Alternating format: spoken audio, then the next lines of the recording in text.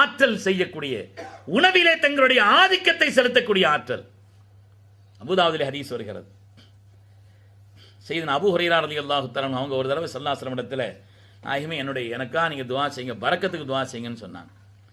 அதற்கு சையதுனா ரசூலுல்லாஹி ஸல்லல்லாஹு அலைஹி வஸல்லம் சையதுனா அபூ ஹுரைரா ரலியல்லாஹு அன்ஹு மேல தனி பிரியம். என்னுடைய உம்மத்துமார்கள் எல்லோருக்கும் அதற்கு அபூ ஹுரைராவுடைய முஹப்பத் இருக்க வேண்டும் என்று நான் ஆசைப்படுகிறேன் என்று ஹதரத் ரசூலுல்லாஹி ஸல்லல்லாஹு அலைஹி வஸல்லம் சொல்லியிருக்கிறார். அதனால தான் வெறும் 3 வருஷ காலம் ஸல்லல்லாஹு அலைஹி வஸல்லம் சுஹபத்தில் இருந்த அபூ ஹுரைராவை ரலியல்லாஹு அன்ஹு அவர்களை தெரியாத இந்த உம்மத்தில் அவருடைய பெயரை கேள்விப்படாத யாரும் இருக்க மாட்டார். பல சஹாபிகளுடைய பெயரை கூட நாம் கேள்விப்பட்டிருக்க மாட்டோம்.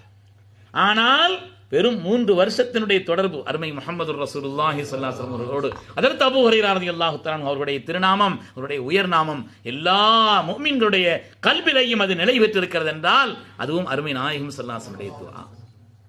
என்னுடைய உம்மத்துமார்கள் எல்லோருக்கும் சூரை யாசீன் மனனம் இருப்பதை நான் விரும்புகிறேன் என்று சொன்னார்.